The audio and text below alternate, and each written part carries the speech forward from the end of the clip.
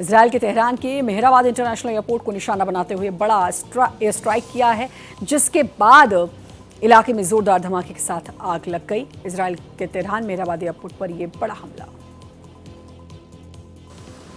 शनिवार सुबह ईरान की राजधानी तेहरान में स्थित मेहराबाद इंटरनेशनल एयरपोर्ट के आसपास जोरदार विस्फोट सुनाई दिया। धमाकों के बाद एयरपोर्ट परिसर से धुआं उठता दिखाई दिया और कई जगह आग लग गई।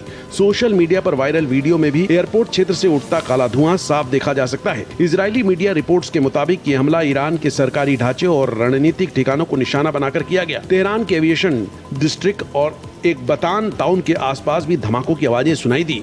माना जा रहा है कि यह हमला ईरान की सैन्य और एयर डिफेंस क्षमता को कमजोर करने की रणनीति का हिस्सा है। ईरान ने इराक में अमेरिकी बेस पर ड्रोन से हमला किया। बताया जा रहा है कि ईरान ने यह हमला एरबिल इंटरनेशनल एयरपोर्ट के पास किया।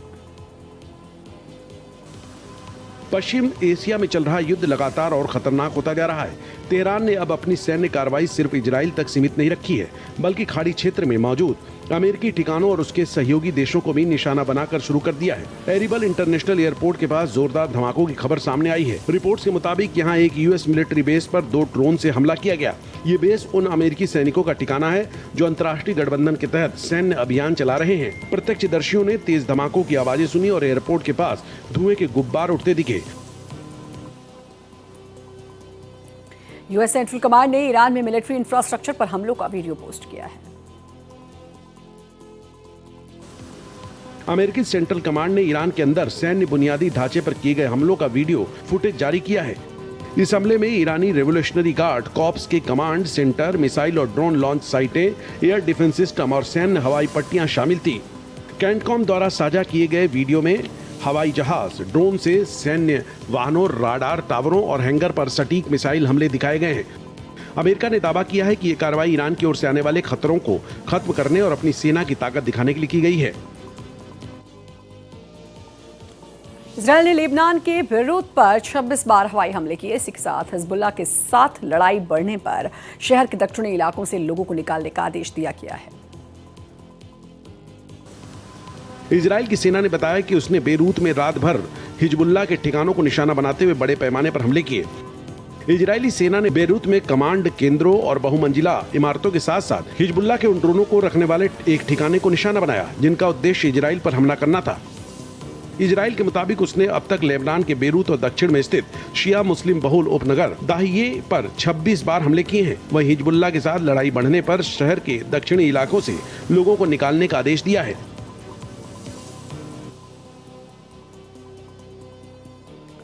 बांग्लादेश में ईंधन का भीषण संकट खड़ा हो गया है। हालात को बेकाबू होते देख सरकार ने पेट्रोल और डीजल की बिक्री पर राशनिंग लागू कर दी है। मिडिल ईस्ट में अमेरिका, इजराइल और ईरान के बीच छिड़ी भीषण जंग का असर अब भारत के पड़ोसी देश बांग्लादेश पर भी दिखने लगा है। खाड़ी देशों में तनाव के कारण तेल की सप्लाई चेन पूरी तरह चरमरा गई है, जिससे बांग्लादेश में ईंधन का भारी संकट पैदा हो गया है। हालात इतने खराब हो गए हैं कि सरकार को तेल की बिक्री पर राशनिंग लागू करनी पड़ी है। ढाका की सड़कों पर पेट्रोल पंपों के बाहर लंबी कतारें लगी हैं और लोग डर के मारे तेल का स्टॉक करने में जुटे हैं। हॉर्मुज स्ट्रेट से होने वाली सप्लाई रोकने और तेल की कीमतों में आग लगने से बांग्लादेश की अर्थव्यवस्था पर बड़ा खतरा मंडरा रहा है। मिडिल ईस्ट में बढ़ते तनाव के बीच आम लोगों को महंगाई का झटका लगा। इंडियन ऑयल कॉर्पोरेशन ने घरेलू एलपीजी सिलेंडर के दाम 60 रुपए और कमर्शियल सिलेंडर 115 रुपए बढ़ा दिया है। मिडिल ईस्ट संकट के बीच महंगाई का झटका लगा है। घरेलू रसोई गैस सिलेंडर के दाम पूरे 60 रुपए बढ़ गए हैं। वहीं कॉमर्शियल सिलेंडर 115 रुपए महंगा मिलेगा। नए रेट्स को शनिवार से ही लागू कर दिया गया है। इंडियन ऑयल की वेबसाइट पर इसे अपडेट भी कर दिया गया है। दिल्ली में 14.2 किलोग्राम वाले घरेलू एलपीजी सिलेंडर की कीमत 853 रुपए से बढ़कर 913 रुपए हो गई है। कोलकाता में कीमत 879 रुपए से बढ़कर 939 रुपए हो गई है, जबकि चेन्नई में ये 868.50 रुपए से बढ़कर 928.50 रुपए हो गई है। मुरादाबाद में ईरान के सुप्रीम लीडर की हत्या के विरोध में शोक सभा आयोजित की गई। इस दौरान लोगों ने कैंडल मार्च भी निकाला। उत्तर प्रदेश के मुरादाबाद में ईरान के सुप्रीम लीडर खामनेई की हत्या के विरोध में शोक सभा का आयोजन किया गया। नागफनी थाना क्षेत्र के अबाबपुरा में इमाम बारगाह हजरत अबू तालिब में बड़ी संख्या में लोग जुटे, जहां फातिया ख्वानी कर उन्हें श्रद्धांजलि दी गई। इसके बाद लोगों ने कैंडल मार्च निकालकर घटना के खिलाफ विरोध जताया और न्याय की मांग की। सभा में मौजूद वक्ताओं ने इस घटना की कड़ी निंदा करते हुए कहा कि किसी भी देश के शीर्ष नेता की इस तरह हत्या किया जाना अंतर्राष्ट्रीय कानूनों और मानवता के खिलाफ है। पंजाब हरियाणा हाईकोर्ट ने छत्रपति हत्याकांड में डेरा मुखी गुरमीत राम रहीम को बरी कर दिया है। हरियाणा के सिरसा में 2002 में पत्रकार रामचंद्र छत्रपति की हत्या मामले में गुरमीत राम रहीम को राहत मिली है। पंजाब और हरियाणा हाईकोर्ट ने डेरा सच्चा सौदा चीफ गुरमीत राम रहीम को बड़ी राहत देते हुए आरोप मुक्त कर दिया है। इस केस को लेकर कोर्ट ने शनिवार को सुनवाई की। हालांकि अदालत ने मामले में दोषी ठहराए गए अन्य 3 आरोपियों कुलदीप, निर्मल और किशन लाल की उम्र कैद की सजा को बरकरार रखा है।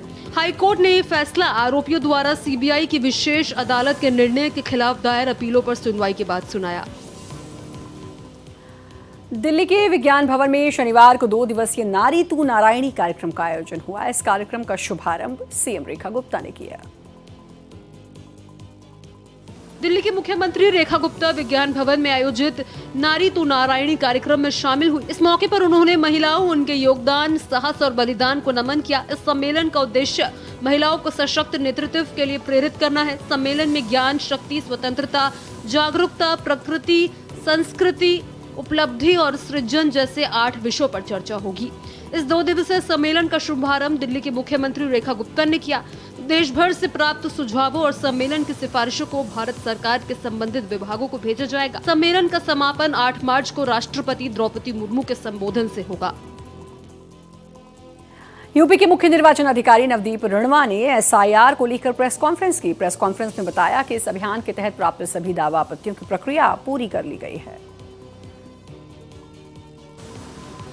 उत्तर प्रदेश में मतदाता सूची के विशेष गहन पुनरीक्षण की प्रक्रिया अब पूरी हो गई है। राज्य के मुख्य निर्वाचन अधिकारी नवदीप रणवा ने प्रेस कॉन्फ्रेंस में बताया कि इस अभियान के तहत प्राप्त सभी दावा आपत्तियों की प्रक्रिया समाप्त कर दी गई है और बड़ी संख्या में मामलों का निस्तारण किया गया है। मुख्य निर्वाचन अधिकारी के मुताबिक पुनरीक्षण अभियान के दौरान लगभग 3.25 करोड़ मतदाताओं को नोटिस जारी किए गए हैं, जिनमें से करीब 3.06 करोड़ नोटिस मतदाताओं तक पहुंचा दिए गए हैं। मुख्यमंत्री नीतीश कुमार के बेटे निशांत कुमार राजनीति में सक्रिय होने वाले हैं। ऐसे में पटना में पार्टी कार्यालय के बाहर और आसपास बड़ी संख्या में पोस्टर लगाए गए हैं।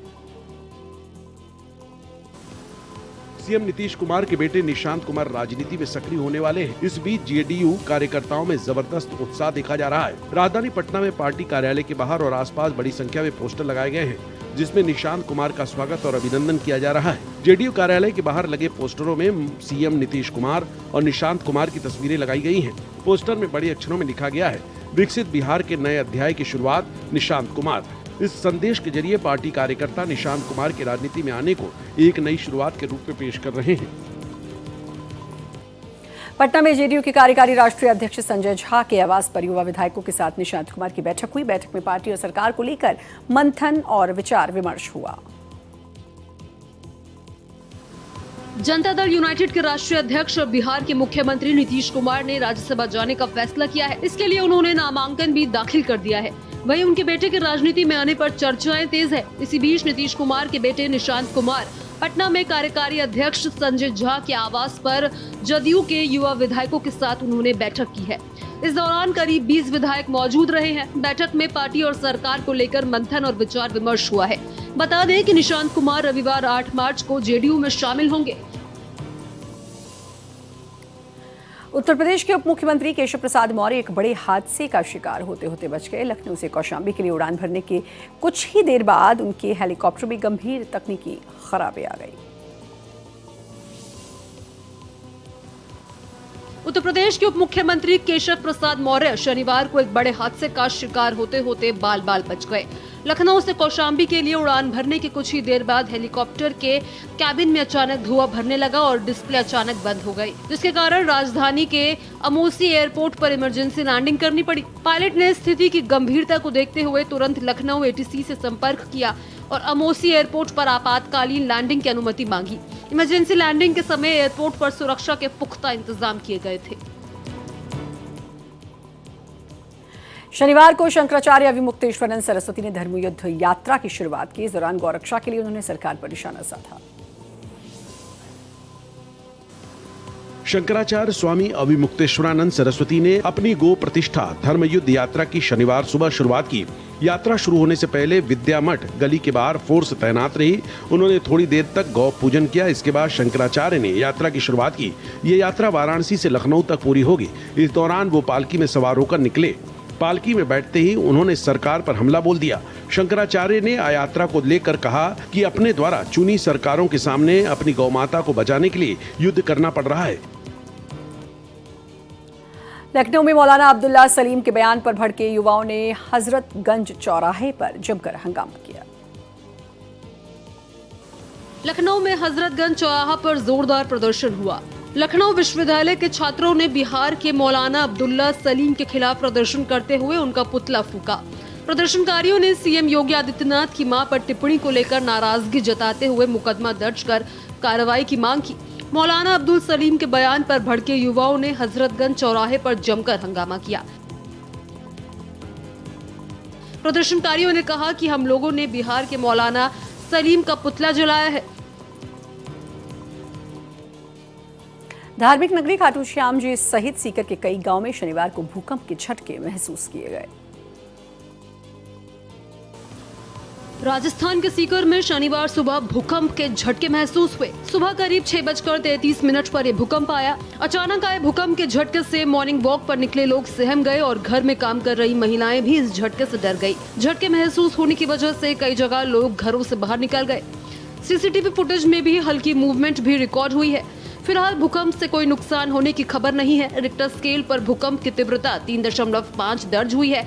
इसके अलावा जमीन से 5 किलोमीटर गहराई में इसका केंद्र रहा है।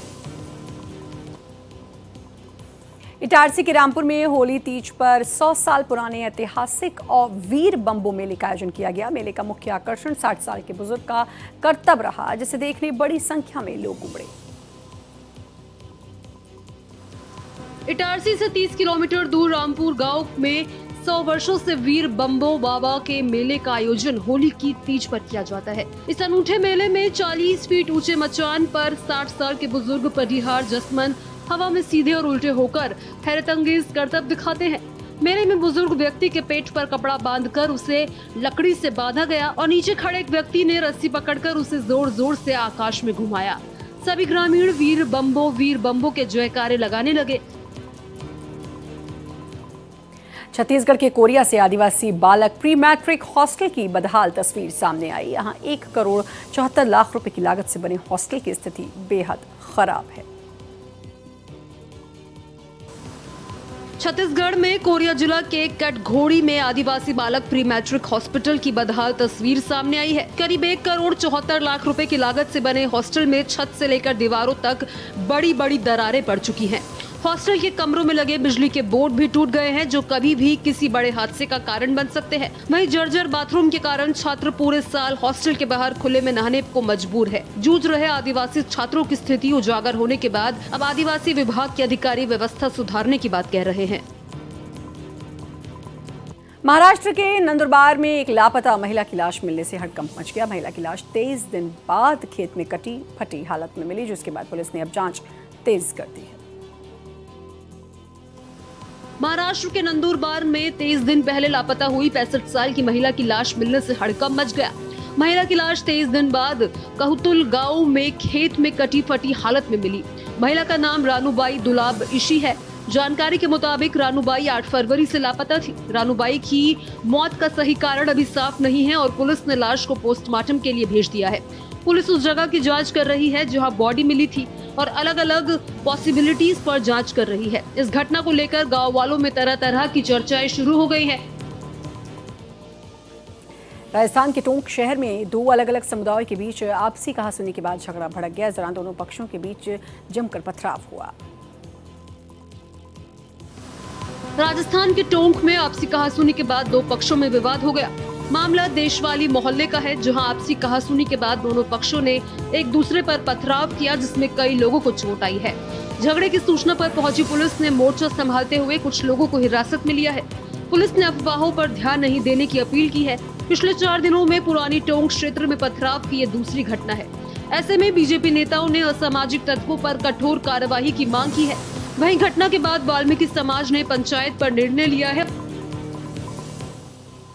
यूपी के अंबेडकर नगर में पुलिस की हत्या के आरोपी के साथ मुठभेड़ हुई। इस दौरान आरोपी के पैर में गोली लगने से वो घायल हो गया। उत्तर प्रदेश के अंबेडकर नगर में पुलिस और हत्या के आरोपी बदमाश के बीच मुठभेड़ हुई। टांडा कोतवाली क्षेत्र के हसनपुर के पास पुलिस और हत्याओं के आरोपी प्रेमचंद के बीच मुठभेड़ हुई। इस दौरान पुलिस ने आरोपी पर जवाबी कार्रवाई की, जिसमें आरोपी प्रेमचंद के पैर में गोली लग गई और वो घायल हो गया। बताया जा रहा है कि आरोपी प्रेमचंद ने अपनी एक साथी के साथ लकड़ी व्यवसायी सुरेंद्र माझी की हत्या कर लूटपाट की थी। इसके बाद लूट का हिस्सा न देना पड़े, इसलिए आरोपी ने अपने साथी को जहरीला शराब पिलाकर मार डाला था। आरोपी के पास से पुलिस ने लूट की चेन, नकदी, एक तमंचा और कारतूस बरामद किया है। शहडोल के बहुचर्चित रामाबाई कृष्ण अस्पताल की जमीन को फर्जी तरीके से बेचने के मामले में 2 आरोपी गिरफ्तार हुए हैं।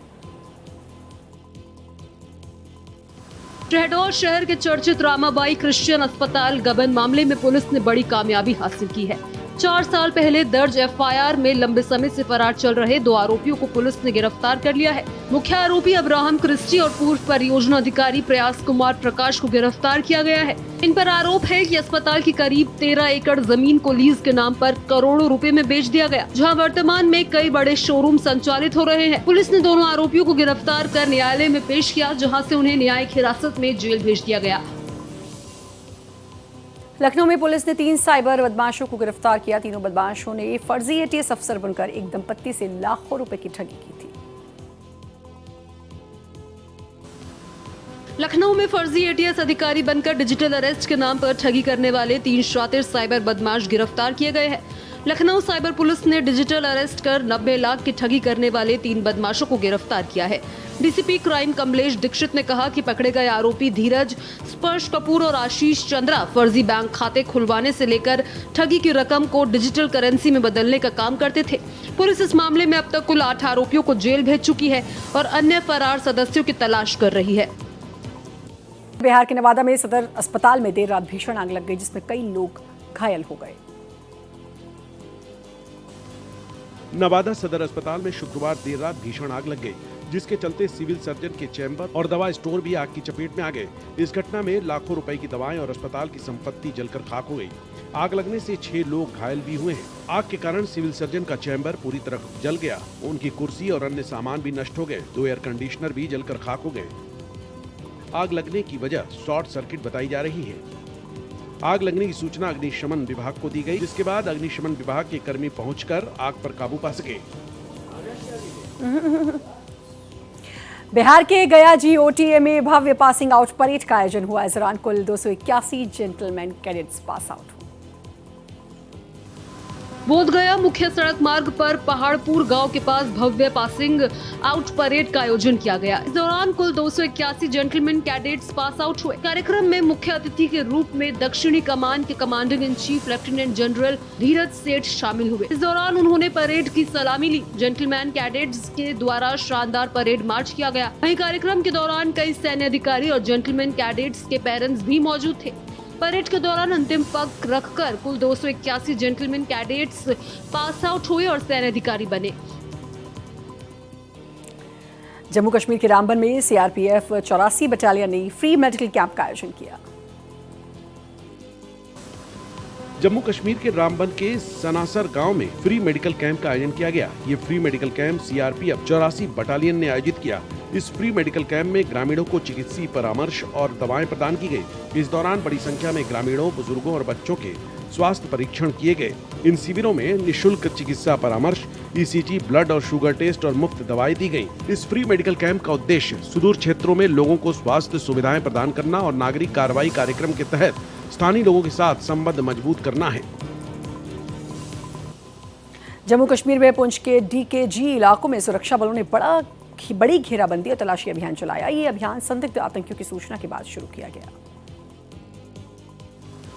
जम्मू कश्मीर के पुंछ में सुरक्षा बलों ने डीकेजी इलाकों में घेराबंदी और तलाशी अभियान शुरू किया। इलाके में संदिग्ध आतंकियों की आवाजाही की सूचना के बाद तलाशी अभियान शुरू किया गया। इस दौरान भारतीय सेना, पुंछ पुलिस और सीआरपीएफ ने संयुक्त रूप से इलाके में तलाशी अभियान चलाया। सुरक्षा बलों ने पूरे क्षेत्र को सील कर दिया है और संदिग्ध ठिकानों पर तलाशी लगातार जारी है। इलाके में विशेष बलों को उतारने के लिए हेलीकॉप्टरों का इस्तेमाल किया गया। इस दौरान भारतीय सेना और जम्मू कश्मीर पुलिस के वरिष्ठ अधिकारी मौके पर मौजूद रहे।